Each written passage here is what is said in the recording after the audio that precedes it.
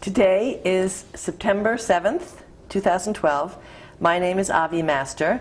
I'm interviewing Herb Kauvar, who was a mover and shaker in the Boulder Jewish community beginning in 1960. This interview is being recorded for the Maria Rogers Oral History Program and for the Jewish Oral History Project, whose mission is to document the Jewish life and the life of Jews, what the life of Jews was like in the mid-20th century in Boulder, a time when an influx of Jews created Boulder's first sustained Jewish community, which resulted in the thriving Jewish institutions we have today. And Herb was instrumental in this movement. We thank him very much for helping us and telling his story. You're welcome. The interview is being filmed by Jenna Wood, and I'm going to begin with the first question, which is, when and where were you born? I was born in Altoona, Pennsylvania. It was right near where my parents lived in central Pennsylvania. And where did you grow up? I grew up in Geneva, Ohio. My folks bought a business in Geneva, Ohio, and they moved there when I was 2 and a half years old. And all my formative years were spent living there. Can you just describe a little bit your family, brothers, sisters, whatever, and your neighborhood where you were growing up? Well, I had a mother and a father and 2 brothers, 2 older brothers. The neighborhood we lived in was just a typical neighborhood of different people, of different walks of life. We were the only Jewish family in the neighborhood, but it was no problem. It was very nice, and I had a lot of friends, and I grew up doing things that you probably wouldn't let your kids do these days. Were you aware of being the only Jewish family? Was there any experience of I knew it, but it didn't bother me. And can you just talk a little bit about what your father's line of work or your mother's line of work? Well, my mother and father both worked. My father had a men's store combined with a shoe store in this small town. My mother had a ladies' ready-to-wear store in the same town, and they both did very well over a period of years, and continued on until they retired and they sold their businesses. And were they associated at the time with a particular form of Judaism? Did they go to temple? Did you go to temple? Well, when my mother and my father were young, they were Orthodox Jews. But we followed a more conservative line. There was a synagogue about 10 miles from Geneva in a town called Ashtabula. And we belonged to Tiferet Israel was the name of it. And they belonged there, and I was bar mitzvahed there. And just tell me a little bit about the origins of your parents, when they came to the United States, for what reasons they came to the United States. Well, my dad came shortly after his brothers came. He had one brother that ended up in Denver. He had one brother that ended up in Pittsburgh, and he had another brother that died a number of years, many years ago. I never knew him, and I think he lived in Denver. But my dad came as a young man. He was, I don't know, 14 or 15 years old. He was already a trained tailor.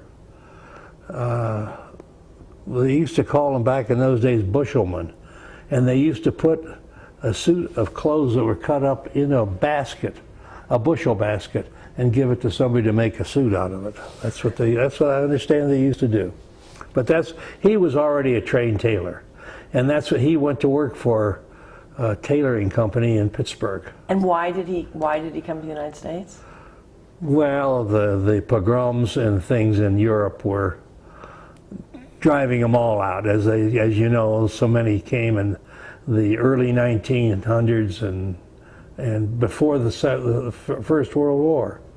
And he came and went to work. He knew nothing but to work, and he worked every day. And your mom? My mom, she came with her family. Her father and mother came, and her sisters and her two brothers. There were 5 siblings, 3 sisters and 2 brothers, and they all settled in Altoona. That's where I was born. And they settled in Altoona. My grandfather was a very religious man, and he was the shamus of the shul, and he took care of anything. If it wasn't religious, he didn't. That came before anything, even his family. That was the most important thing. And how did your parents meet? It was a shidduch. Somebody introduced my dad to my mother, and they got married. That's the way they did it back in those days. They met in Altoona? Well, Pittsburgh or Altoona, I'm not sure which. It was somewhere in Pennsylvania. But my mother was living in Altoona when they got married. I'm not sure where they got married. I think it was in Altoona. Yeah. And do you remember that was Judaism an important part of your growing up experience? Oh, sure. Yeah? Oh, yes, very much so. In what way? Well, my parents, I told you, they both had stores. My dad's store closed on Yom Kippur and Rosh Hashanah. And my mother had a lady that took care of hers, but we spent all the time, we spent 2 days for Rosh Hashanah, not 1. And we went to services. We had friends that were in the same temple that we belonged to. Was it an Orthodox temple? No, it was conservative, but it tended to Orthodox. Yeah. It was more Orthodox than it would have been conservative. I would think so. I think it was close to being Orthodox. It really was, and they didn't have a rabbi, but they had a very learned man who lived there, Rabbi Kleinberg. We called him Rabbi, but he really wasn't a rabbi. But he was the one that had bar mitzvahed me, and he conducted services there. And I remember he had a very nice family, and it was just a nice grad. There were probably members in this synagogue, probably 40, 50 families. And most of them were merchants in Ashtabula who had stores similar to what my folks had, clothing stores. There weren't too many professionals, like doctors or dentists. There might have been a few, I don't recall. But most of them had retail stores, and it was a nice group of people to be around. What do you remember about your bar mitzvah? Oh, it was quick and easy and over with in a hurry. I didn't have to go through everything the kids do now. I had such an easy bar mitzvah. I did just a very short. Well, I did the brachas, and then I did a very short other reading, and it was over with in a hurry. But do you have a big party? No, on Sunday we just had a party. Not like today. Today it's a major event, and that's wonderful. It's something memorable. And my folks did with whatever they could do. They didn't have that much when I was bar mitzvahed, and we were happy. We were happy. We didn't know not to be happy, and whatever we had, we were thankful for it.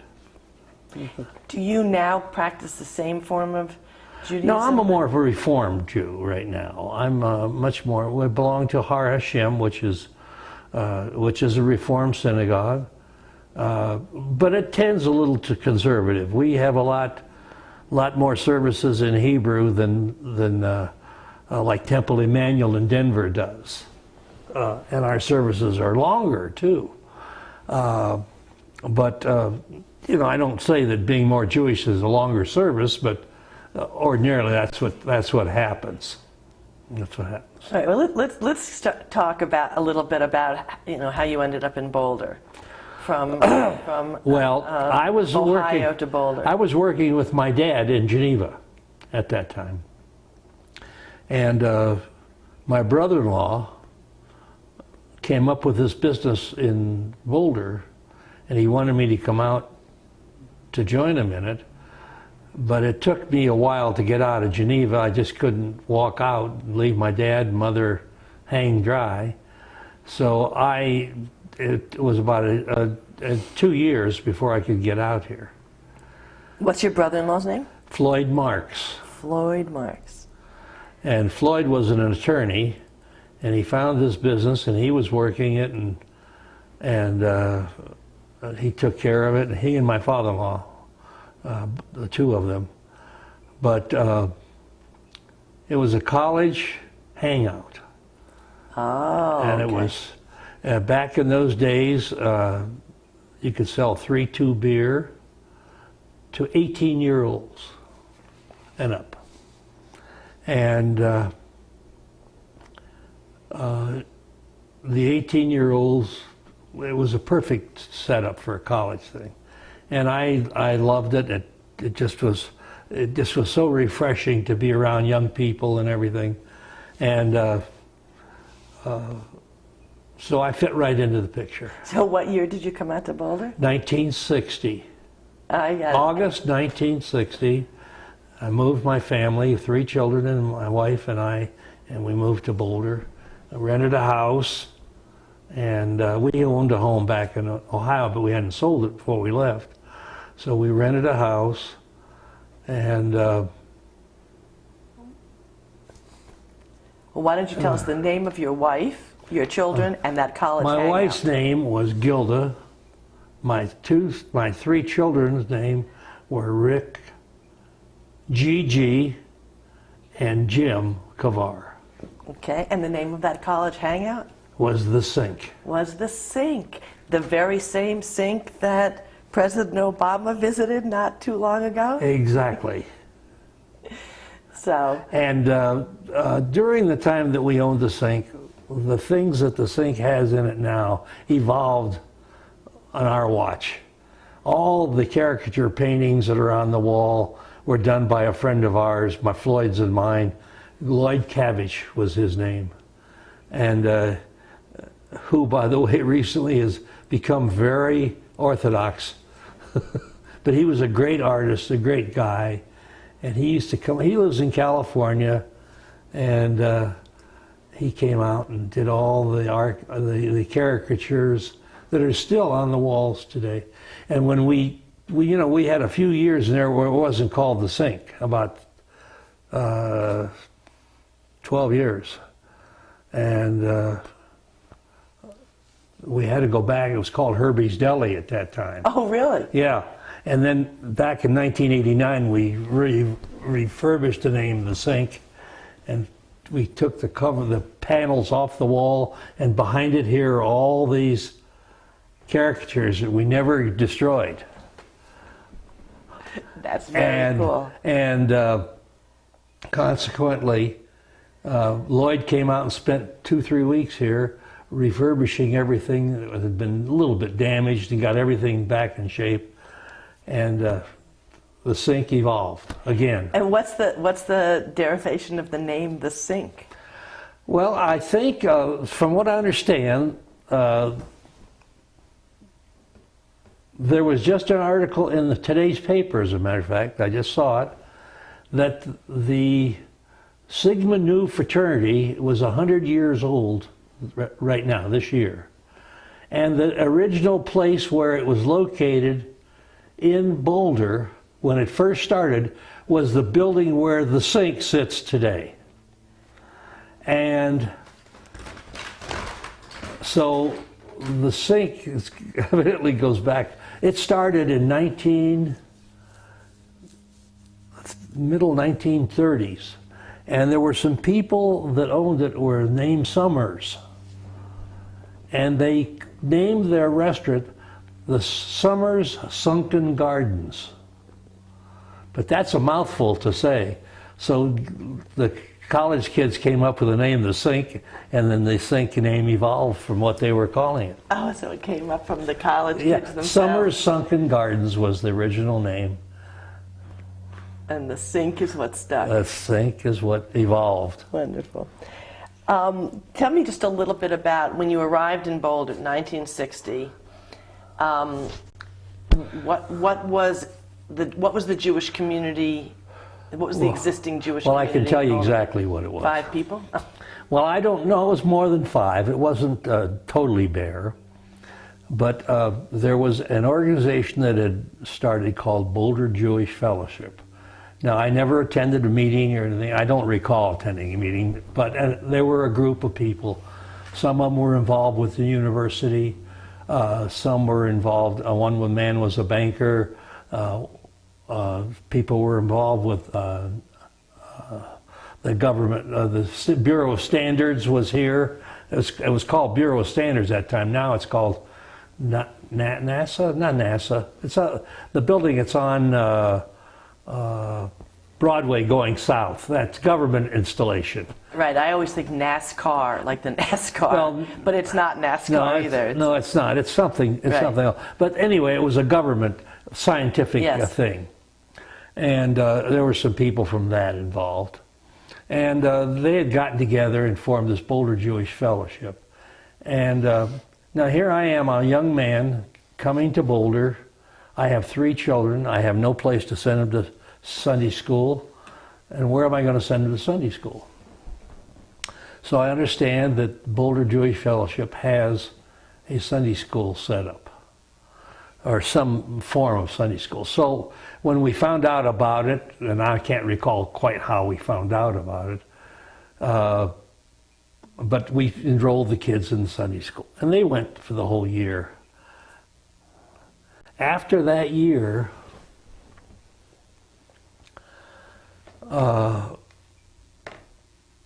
kids finished school. They had a picnic afterwards at the end of the year, and they didn't even give the kids as much as, an apple or anything to show what they'd done for the whole year in school. Kids like to be treated that way. So anyway, it kind of stuck in my craw. And I didn't particularly like it, and I didn't know I was going to send them back there the following year because of it. But over the summer, it was like a lightning bolt from heaven came. I'm in the sink one day, and a young man and his wife come into the sink, and he introduced himself as Marshall and Sue Rosenshine. They're going to be graduate student. He's going to be a graduate student, getting a PhD at CU, and he'd heard about me, and they wanted to come in and talk to me. What had they heard about you? What? What had they heard about you? Well, that I was Jewish. You were Jewish. The word was around that I was Jewish, so they came to see me, and they were from Chicago, as I said, and this man's brother ran a big Jewish school in Chicago, and her family was a very renowned family from Chicago, and I can't think of the name right now. They have a museum, a Jewish museum on Michigan Avenue in Chicago. And do you remember as kids you used to go to the dime store and they had picture frames all over with Hollywood stars pictures in them? That's what their business was.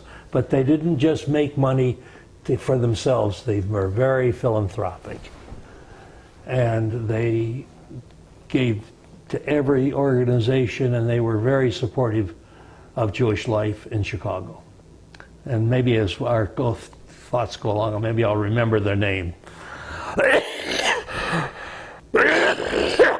But anyway, so I met with the 2 of them, and they thought maybe there was something they could do as far as Jewish education was concerned. And I said, why don't you start a Sunday school here in Boulder? They said that would be wonderful. So we had made good friends with the rabbi and his wife at Hillel. They had kids, and we were very friendly with them. Rabbi Elephant was his name. And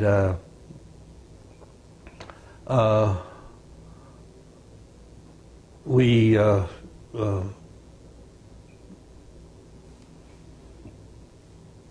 got together with them, we formed a Sunday school that we had a bunch of, and we used the Hillel building for the Sunday school. Which was on the CU campus? It's right on near CU campus. So it was wonderful. We were, I had been cheated out of a Jewish education, to be honest with you. I didn't get a good Jewish education. It was my parents just didn't have the place to do it or the people to do it. My dad wasn't a teacher.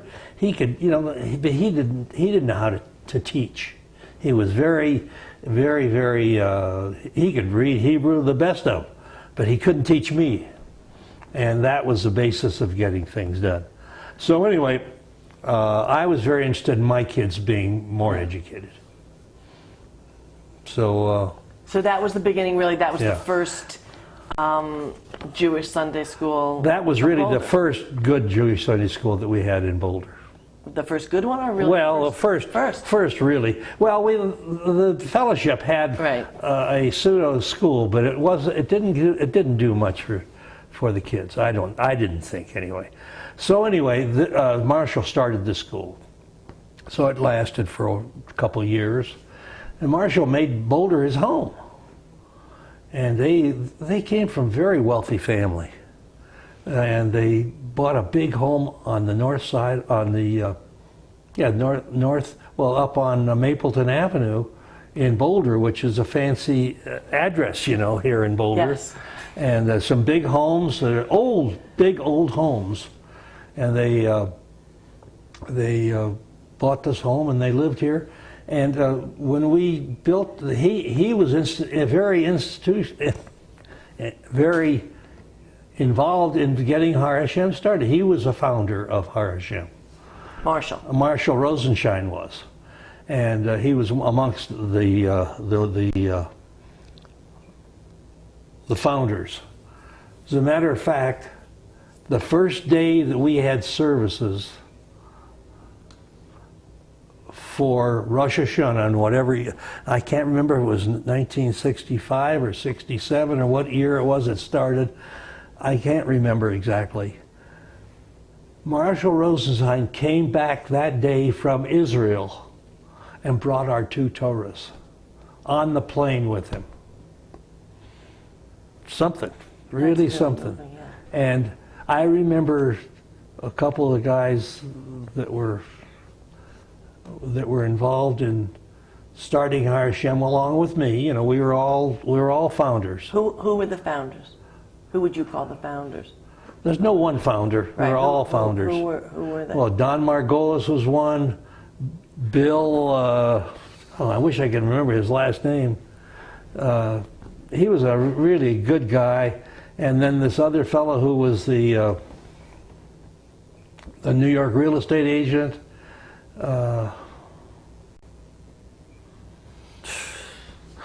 Damn, I used to be good in names, but I'm not anymore. But I remember the 2 of them walking down the center aisle and up on the bima to put those in the Torah box. It was very touching and very, very nice. But anyway, we got the 2 Torah, and Marshall, I think, paid for them. Money was not the problem.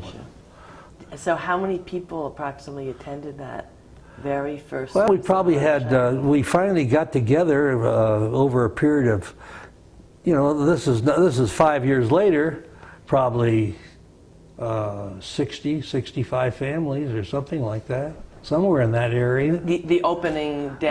Yeah.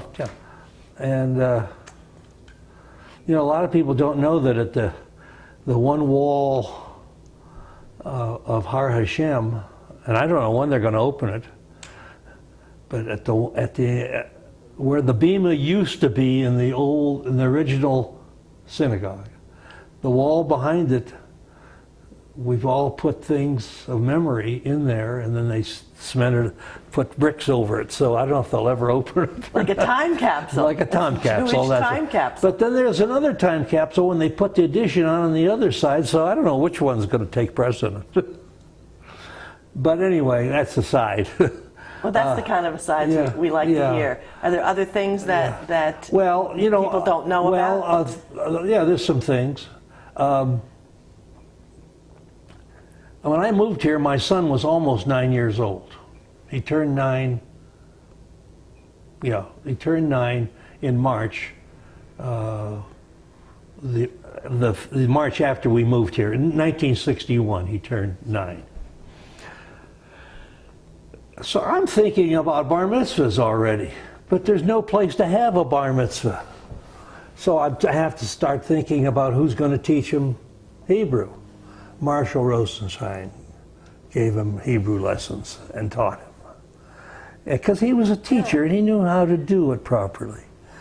And we were friends with theirs. We went out with them socially, and it was a nice relationship.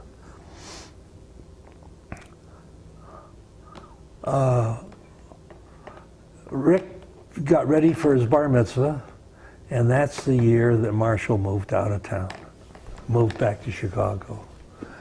But he came back for Rick's bar mitzvah, and he was here. And we were just pleased that he could be here. But we had the bar mitzvah at Hillel, and why not at Har HaShem? well, there was no Har HaShem yet. Remember, this is 19, let's say he was 10 and 62, 3, 4. The year before, 65 is when he had his bar mitzvah. Okay, so Har HaShem must have been... Hadn't even happened yet. Hadn't even happened yet. Maybe it was on the drawing board, but it hadn't happened. And we had his bar mitzvah, but I had to get a rabbi to conduct this bar mitzvah. So I went to Denver, and I went to a temple, temple, it was one of the Reform temples in Denver. And I got the rabbi, talked to him about coming up to do the bar mitzvah. And it was in the summer. It was in the summer of 65, July. My family came out, and my wife's family, whatever they were, we all came. They all came out, and we had a very nice bar mitzvah. And he learned his brachas and his Torah portion and everything very, very well. He says he could even recite his Torah portion today. Wow. He's a smart kid, but wasted smart kid. But he did very nicely. He did very nicely. And the rabbi, who was our friend, left that year to go to Syracuse University as the rabbi at the Hillel Foundation. And so we had ordinarily Rabbi Elephant would have done it, but he was not there anymore. So in 1965, was no rabbi to do a That's right. In and then there's a new rabbi that came shortly, right around the time that that we were going to have the bar mitzvah, and he was not a real friendly guy, and kind of odd, and so consequently we had to get somebody to do it. We couldn't ask him. He wasn't even close to the scene. So that's why I got the rabbi from Denver. But he was a real nice man. Peter, I can't remember his name either. First name is the one that sticks. Was there a lot of interaction between the Jews of Boulder and the Jews of Denver? Was it a kind of a cooperative community? I don't think so. I don't really think that was the case. There were some people from Boulder, some Jewish people named Khan, that went to the Temple Emmanuel down in Denver. That was where they belonged. They never had anything to do with Har HaShem. they never joined Har HaShem or never were active, never active. And they're two brothers, Ken and his brother. Are there any other little known facts about Har HaShem besides the hidden treasures in the wall? No. Facts are facts. There's no real problem with, or no, there's no hidden facts that I'm aware of anyway. It was a hard thing to get everybody together. We met at my home. The original group met 13 or 14 people. We met, and we all put $1,000 in. That was it. And we got everybody together, and we thought we had enough money to do it, and we had financing. We had a Jewish banker here in town at the Boulder Bank. Do you know where Nordstrom's is sitting right now, Nordstrom's rack? Yes. Well, that was the Boulder Bank right there on that corner. That was the corner of Crossroads Shopping Center, and that was the Boulder Bank. And this man and his wife, she was originally from Denver. She was part of the Samsonite family. That's how her connection was. Samsonite was her family's business. And I think they made a donation too. But we got land, and we had a Jewish architect here. And he donated his services, I think, to build a building that would fit our budget and fill the needs. Was that a $14,000 budget? That was $13,000? Oh, I don't know. No, that was more than that. Oh, it was more than that. That was the beginning. Okay. That was just seed money. That was just seed money. It took a lot more than that to get. It grew a lot from that original $13,000 or $14,000. As more people found out about it, more people wanted to get involved. We had a man whose business still exists down on Pearl Street. It's a women's store now. I can't remember the name of it, but he was an old merchant, and he got into it. He was very involved. He was very involved. Do you know how many families now participate in Har HaShem from the original? Oh, we have about 600 members now. Oh. It's almost 10 times what we started out with. It's very interesting about Har HaShem. You know, we had our first rabbi was a young man, and he was very difficult to get to know and to be with. His sermons were okay, but it was not a warm feeling with him. The second rabbi we had was a rabbi named Herb Rose, was his name. And Herb was a very learned, smart man. And Judaism was very, very much a part of his life. But his sermons were very hard to understand. He would skip from one thing to the other, and you'd never know where it was hard to understand. He knew, but nobody else seemed to know. Then, in 1993,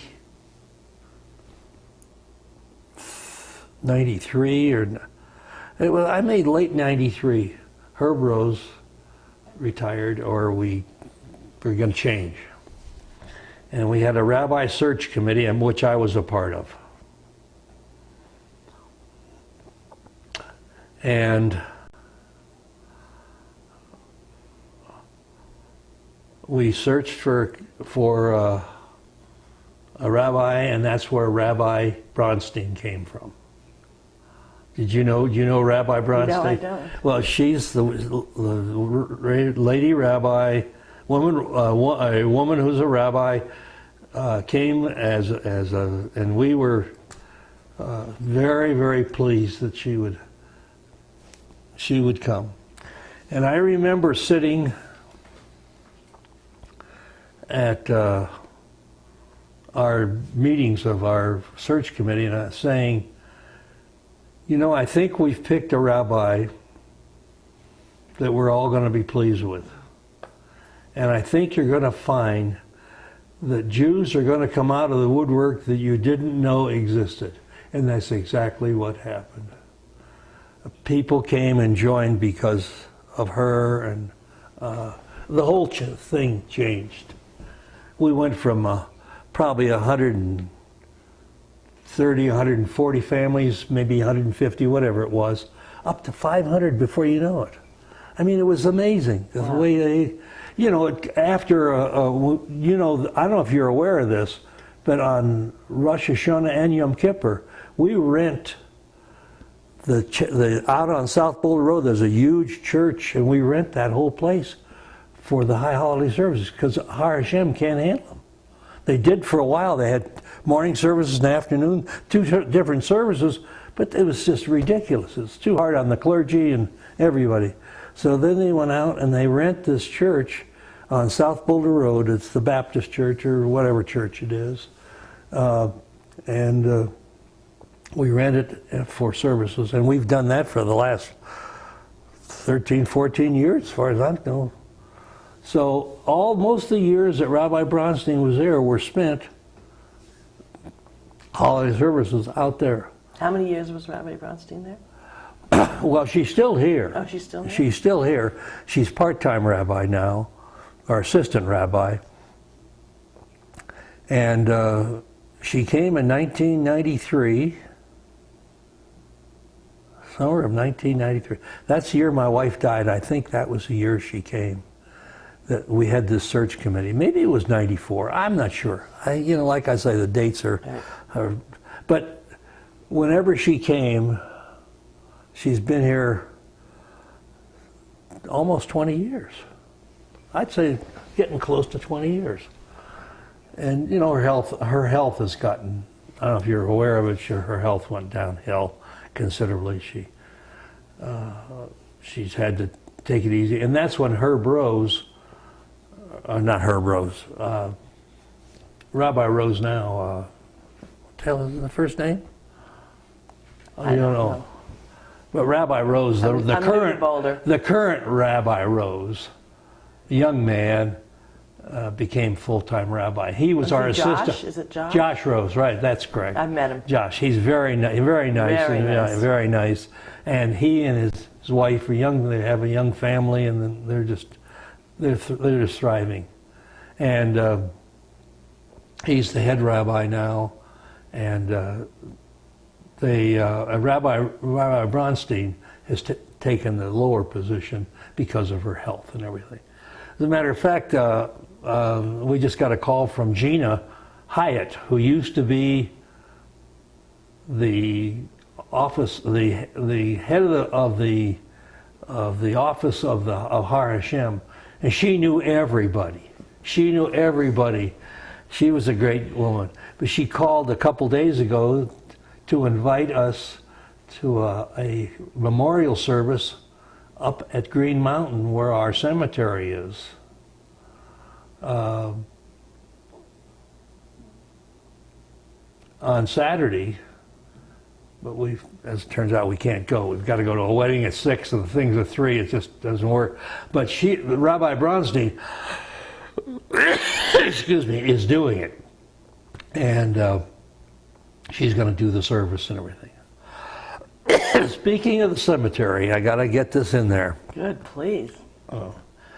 My wife was very involved in the cemetery.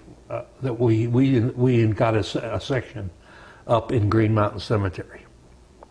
It's up at the top. Do you know what Har HaShem means? Mountain of God.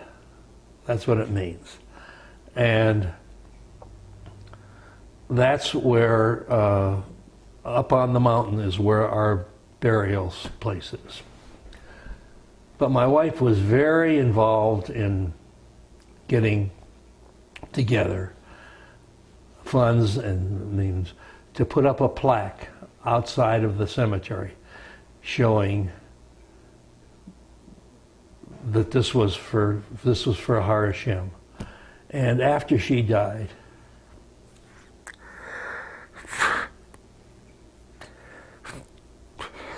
after she died, they put up a plaque for her.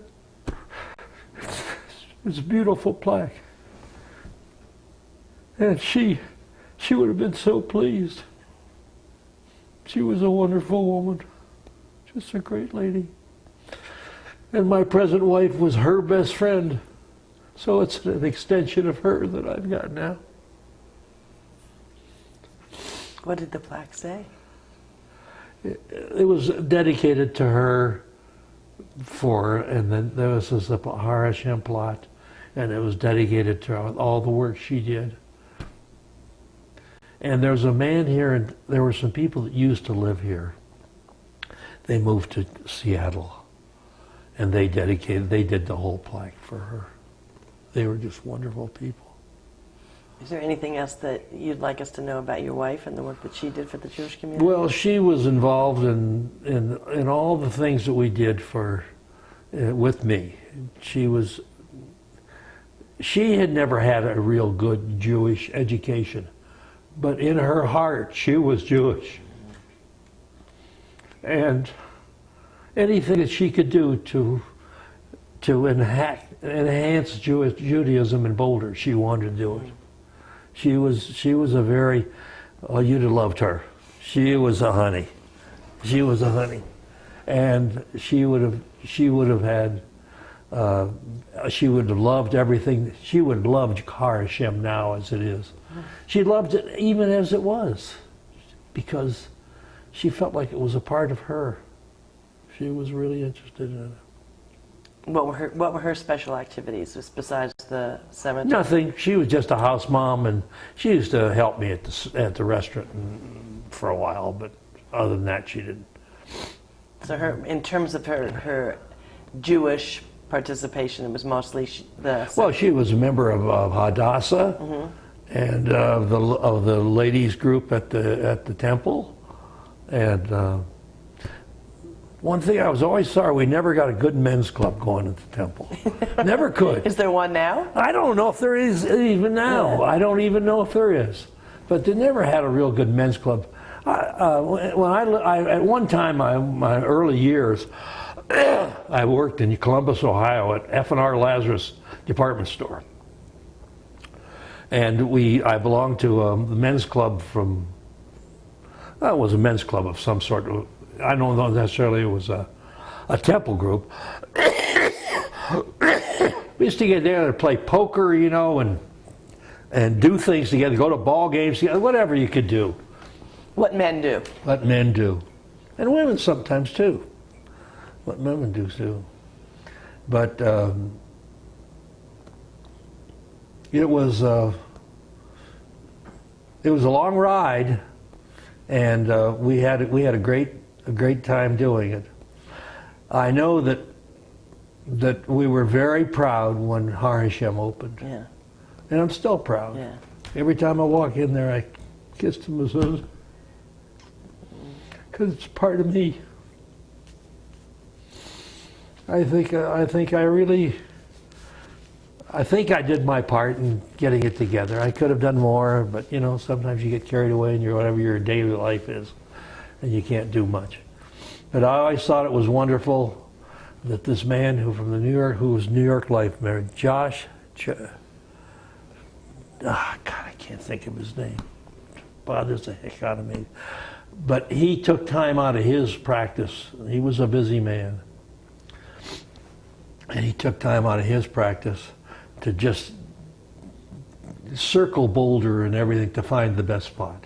And at that time, there wasn't, I don't know if there was Williams Village was even built at that time. I don't think so. What I'm telling Williams Village is the big towers as you come in, the dormitory towers. I don't think, because they were built the first year my son went to CU, and that was 1970, so that was after Har HaShem was built. So nothing was in that area. It was wide open, and Baseline was a two-lane road going out, and when you crossed 36, it was a stop sign on the other side, and it was a stop sign on both sides, going both ways, and you had to scoot across to get across to go out Baseline Road. There was no overpass or underpass as it is now. Yeah. Wow. It was something. Well, you must be very proud, the sink and Har HaShem. Well, the sink that was my business, and I was proud of it, sure, because it provided a great function for students at CU. They left Colorado, and they might forget about Pearl Street, but they won't ever forget the sink. They might forget everything they learned at CU, but they won't forget the sink. My granddaughter now is in a beauty salon down in Flatirons Crossing, and my wife and I have been going to her. I get haircuts, and my wife gets hair colored. And her boss was there one day, and somehow or other, Abby said something to her about the sink, and the lady said, "What do you mean the sink?" And she says, "Well, my grandfather used to own it." She thinks she was so excited that I was there in her beauty salon. It was really funny that she found me. So and she tells everybody, "Oh, the guy who used to own the sink is a good customer of ours." Well, of all the places that Obama could choose to go, he Well, chose that the was sink. nice. And last week, this is interesting. Last week when he was here, Yes, he went into the Buff. yes. The girl that owns the Buff used to work for me at the sink. Well, it was a Herbie's Deli at that time, but Jackie, and she's a good friend of my son's. So The Herbie had nothing to do with your name. yeah. Oh, it was. Oh, that's Oh, sure, why that's was where it came Herbie. from, sure. That's why it was Herbie's Deli. Oh, that's great. Well, that years ago, years prior to that, I had bought Tulagi, which was up the street. You don't know anything about Tulagi. Tulagi was a very famous place in Boulder. It was another college. The Tulagi and the sink were on the hill. We were the only two licenses on the hill. Can you imagine that? Two places selling beer and all this collection of students. It was amazing. And Friday afternoons were to behold. It was unbelievable. I couldn't be doing this talking to you right now. I'd be at work. I would have been there hours ago, getting ready and getting set for Friday afternoon. Because the kids, that's then their weekend starts Friday afternoon, and we couldn't even, we'd let them in as long as we could, but we had to hold them up at the door. It would get so packed back there. So. Any good stories you have? Well, oh yeah, some of them I can't tell you, but a number of years ago, 1970, early 1971, I was approached about buying Tulagi. The present owner I knew, and he says he wants out of it, and he came up with a price, and I said, well, let me I'll give you an answer on Monday or Tuesday. He said, okay. So I went to see my banker on Monday, and I called him on Tuesday and said we were going to buy it, and I bought it.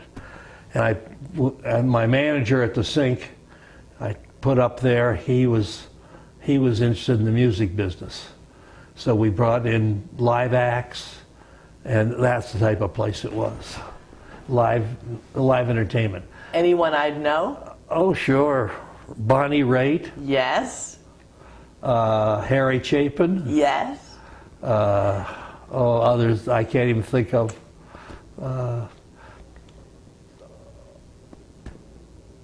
Seals and Croft. Crosby, Stills, and that. No, Seals and Croft. Oh, Seals and Croft. Yeah. Summer Breeze. Yes. Song Summer Breeze. That was theirs. So we had a lot of good acts that came in, but it was probably not a good thing for me because I'm not that involved in the music business. I know what I like, but that doesn't have anything to do with it. But probably the worst thing I did because I was buying real estate at that time, and I got out of that mode because of buying the Tulagi. So Tulagi, we had it for about 3 years, sold it. 71, 72, 73. At the end of 73, I sold it. And then it never did anything after that. It really never came back. At the time when I bought it, it was primarily, kids used to go there and dance. They had a big dance floor, and we didn't have that at the sink. We didn't have any place. I mean, they could get up and dance. I didn't care, but it wasn't a formal dance floor. But so Tulagi was more of a dancing element. But it was 3-2 beer too. And it pretty much fizzled out after 1973? Well, after I sold it, they tried to continue the same thing, but they couldn't do it. You had to be a certain type of person to do that. And I had this kid that had been with me. He was the right guy for it. I knew it from the minute that we bought it, because when I had the chance to buy it, I talked to him about it first. He was your music guy. Yeah, he was in the music. He still today can tell you everything about it. Who's this guy?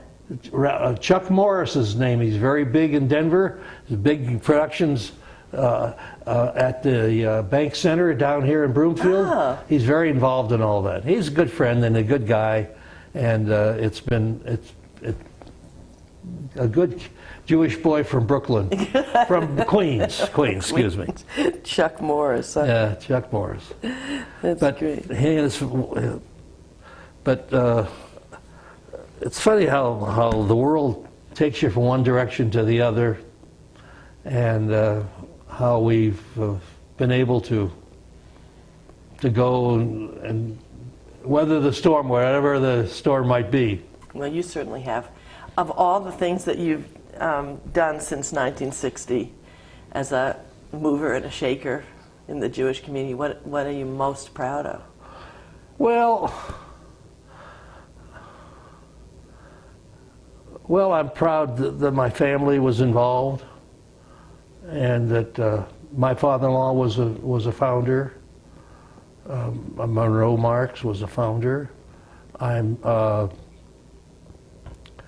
I'm proud of Har HaShem, because it's a building. It's not just something that's going to fly away. It made a presence in this community that we're here, and we want to be respected. That's the way I felt, and we were. It was a good move.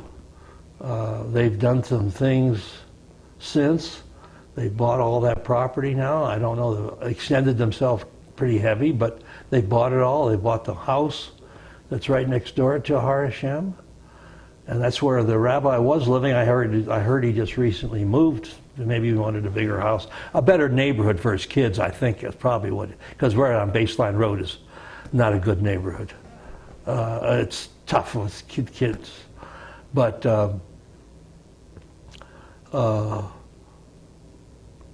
I'm very pleased with Har HaShem and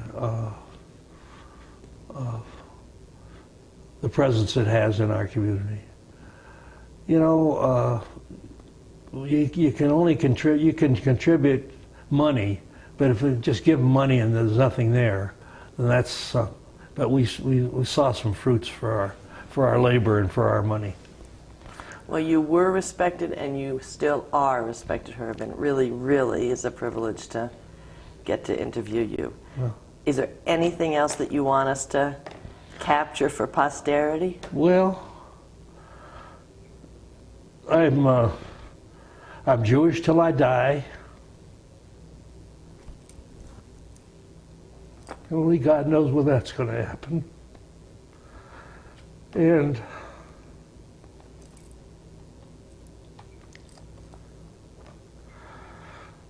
that I hope the Jewish community continues to grow, and that somewhere, somehow, people will remember those who came before him, made it all possible. Thank you.